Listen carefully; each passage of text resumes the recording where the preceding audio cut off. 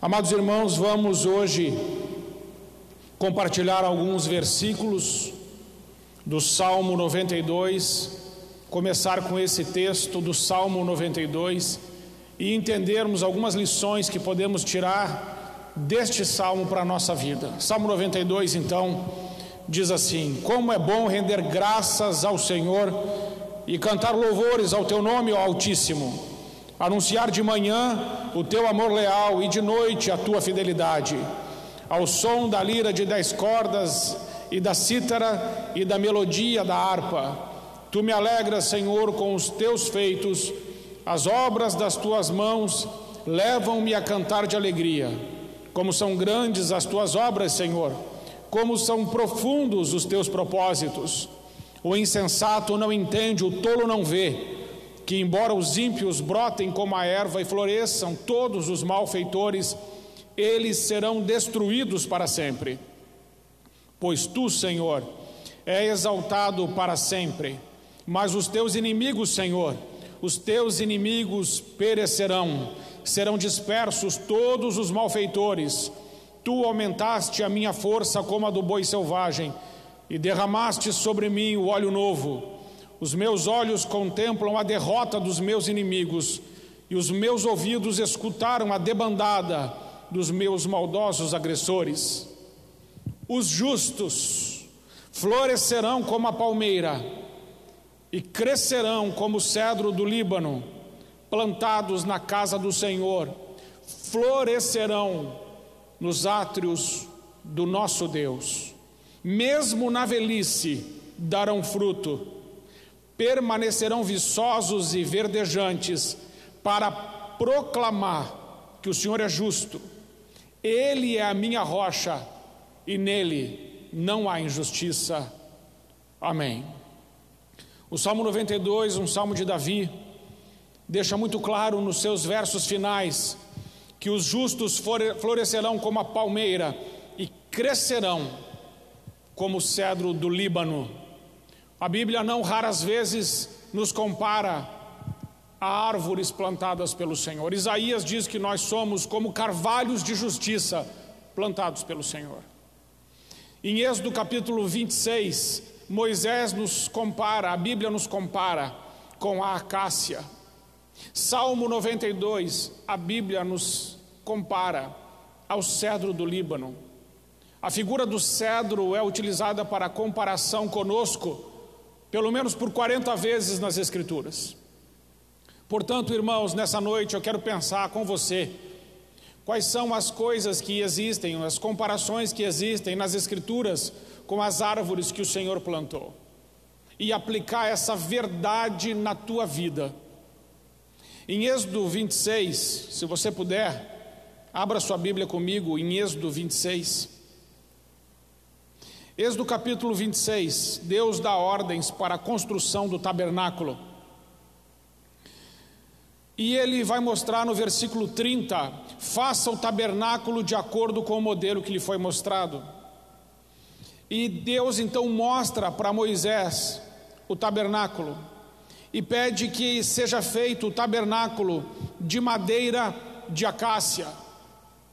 E hoje eu quero falar com você sobre a acácia e o cedro, e como isso se parece com a sua vida e com a minha vida. E você tirará em nome de Jesus lições. Primeira comparação é com a acácia. Deus manda construir o templo, porque Moisés no Êxodo 24 versículo 8 aspergiu sangue sobre o povo, e o sangue santifica. E porque o sangue santifica, em Êxodo 24, 8, Deus diz, a partir dali, construa o tabernáculo e eu habitarei no meio de vocês. Precisamos entender que o Antigo Testamento nos ensina muitas coisas como sombra do Novo Testamento. Nós sabemos que no Antigo Testamento Deus manda construir um templo para ele habitar entre o povo, no meio do povo. Porém, em 1 Coríntios capítulo 6, versículo 19, está escrito que nós somos o santuário de Deus. Nós somos o santuário de Deus e Deus habita em nós. No Antigo Testamento, o que Deus está mostrando é que aquele tabernáculo é uma figura do nosso corpo. Aquele tabernáculo é uma figura para nós mesmos. E Deus manda Moisés fazer de acácia. A acácia é uma madeira cheia de nós, é uma madeira retorcida, é uma madeira dura. A acácia simboliza a nós, porque o pecado nos endureceu, o pecado nos encheu de nós e nos retorceu. A vida, com as suas circunstâncias difíceis, os abusos, as perdas, as dores, fizeram a nossa vida muitas vezes ser retorcida e se encher de nós e nos tornar muitas vezes duros. E Deus não escolhe o cedro do Líbano para fazer o templo, mas Deus escolhe a acácia, porque a acácia se parece conosco. Porém, quando Deus manda Moisés cortar a acácia, nós precisamos entender que para usar a acácia para fazer o templo, ela precisa ser desligada da terra. Para sermos templo do Espírito Santo de Deus, nós precisamos morrer para essa vida e nascer para uma outra vida. A acácia cortada, ela é desenraizada, desligada deste mundo para se tornar templo. Assim também nós. Primeira lição: não dá para seguir a Deus, para servir a Deus, para ser templo do Espírito Santo, se você estiver enraizado no mundo.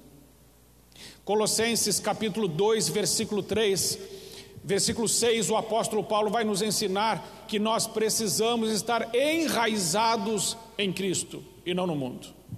A segunda lição que aprendemos ali em Êxodo 26, 27, na construção do tabernáculo, é que a acácia precisava ser feita tábuas iguais. A segunda lição que aprendemos sobre a acácia é que ela precisa ser feita tábuas iguais.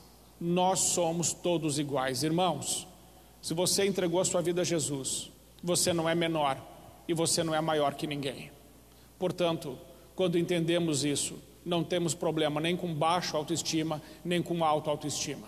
Nós somos todos filhos para Deus. Deus manda colocar as tábuas na vertical. O que isso significa? A posição da igreja, a posição do crente é em pé, é olhando para Cristo, é adorando a Deus. Deus manda colocar as tábuas de acácia sobre uma base de prata. A acácia, quando vai para ser templo, ela não toca mais o mundo, mas ela fica sobre uma base de prata. A base de prata significa o sangue de Jesus. Nós estamos nesse mundo, mas nós não somos deste mundo.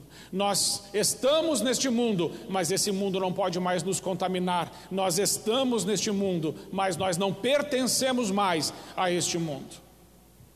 Outra coisa importante na construção do templo é que Deus manda colocar argolas, engastes, prendendo uma tábua na outra. No sangue de Jesus, nós somos aliançados e feitos um corpo só. Eu preciso dizer a você, e entenda essa aplicação: juntos nós podemos resistir, mas uma casa dividida não prevalecerá.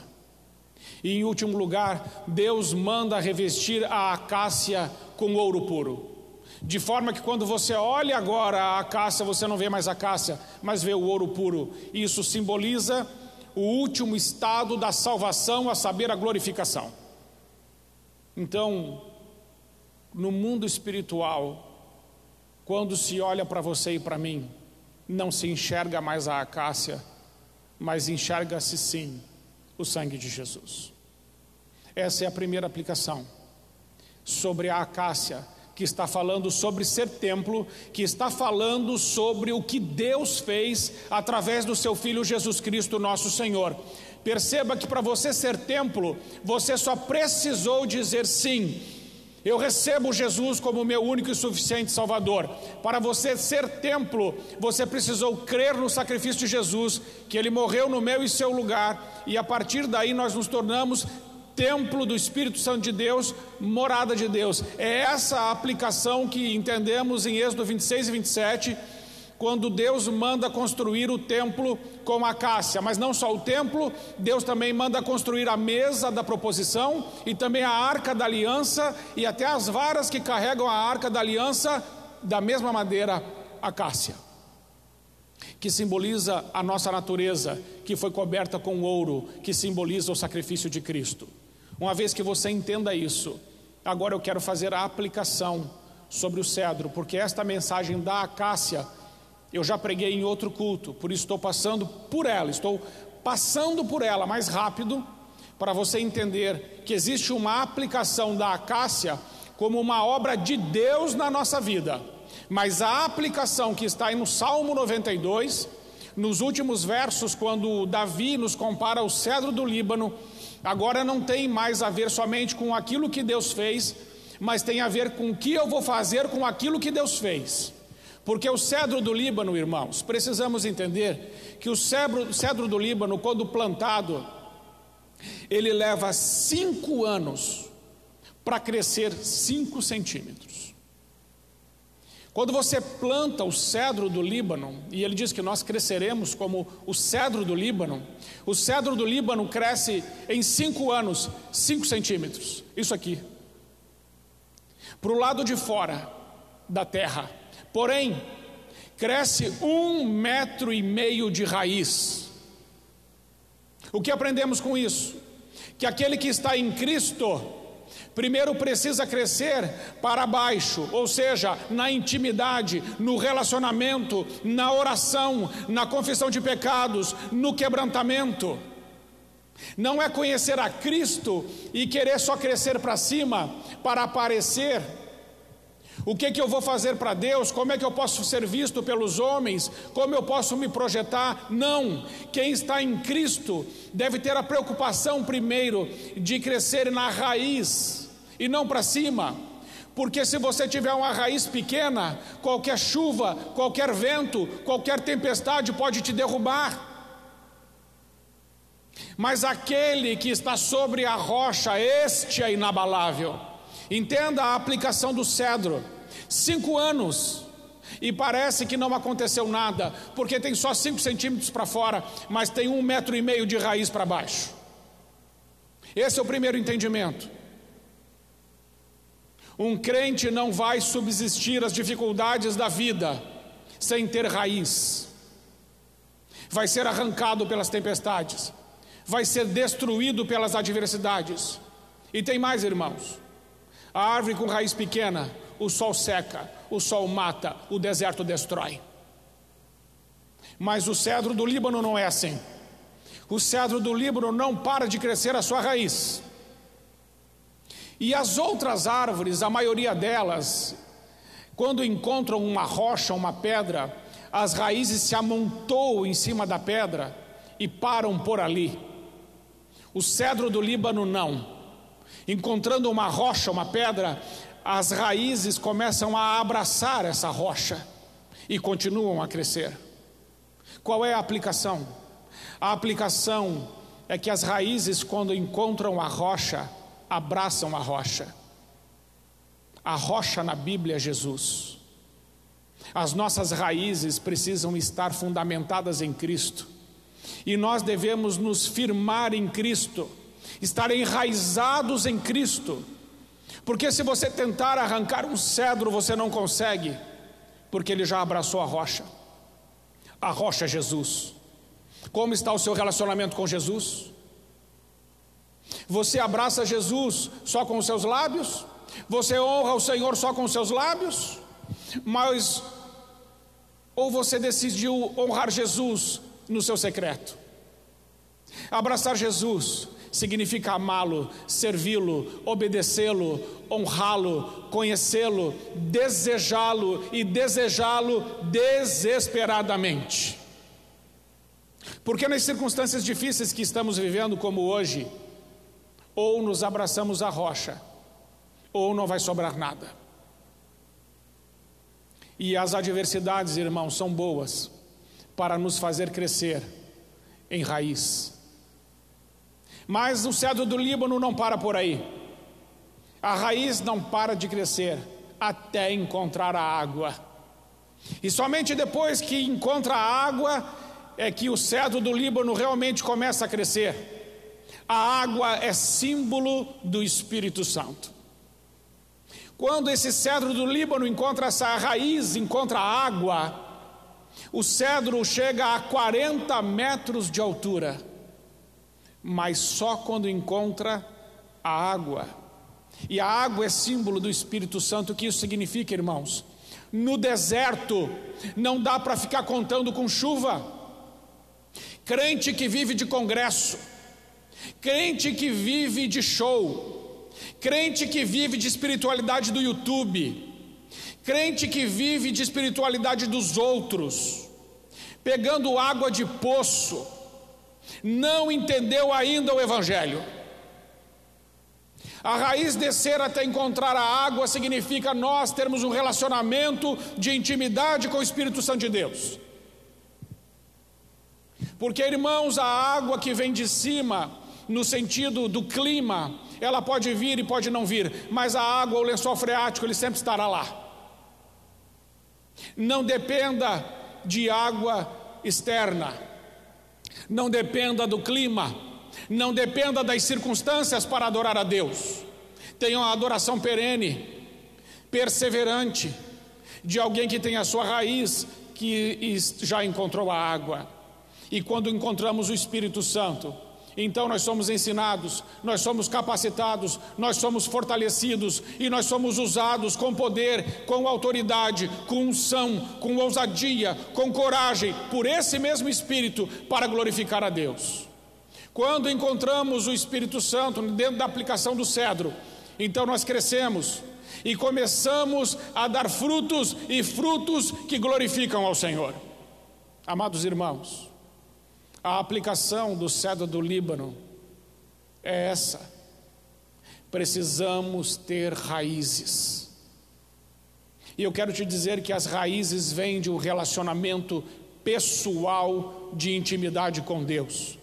Raízes não vêm de relacionamento superficial com Deus. Existem muitas pessoas que estão se alimentando de outras pessoas. Não façam isso. Não se alimente de outras pessoas, se alimente do Deus vivo. Jesus disse: eu sou o pão da vida. Amados irmãos, o pão da vida é Jesus, Ele é o alimento verdadeiro. O próprio Jesus disse: eu tenho um novo alimento para apresentar para vocês, é fazer a vontade do meu Pai que está nos céus. Precisamos entender que não teremos sucesso para prevalecer as adversidades da vida, as dificuldades da vida, essa pandemia que estamos vivendo e outras coisas que virão ainda sobre nós, se as nossas raízes não estiverem abraçadas na rocha que é Cristo e não estiverem lambendo as águas que é o Espírito Santo. Não venceremos. Só poderemos vencer se decidirmos colocar as nossas raízes sobre Cristo, sobre o Espírito Santo. Essa é a figura do cedro do Líbano. A figura da acácia mostra o que Deus fez por nós, mas a figura do cedro do Líbano mostra um processo de santificação, um processo de busca, de fome de Deus, de sede de Deus. Tem gente, irmãos, que está querendo crescer demais para cima para ser visto, mas está com uma raiz bem pequenininha. Logo, quando chegar a primeira adversidade, não subsistirá. Não se preocupe com o que os outros podem ver. Se preocupe com o que Deus está vendo. Se preocupe com o lugar onde estão as tuas raízes. Por isso, nessa noite, eu quero refletir com você sobre isso. Como você tem desenvolvido a sua espiritualidade?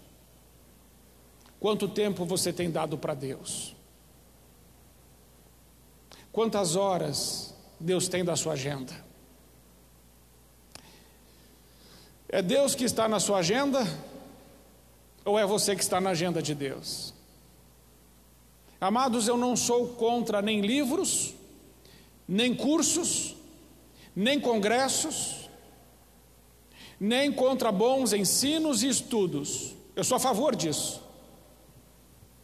Mas eu entendo que nós só crescemos de verdade quando nós temos um relacionamento com Ele, com o Pai, com o Filho e com o Espírito Santo.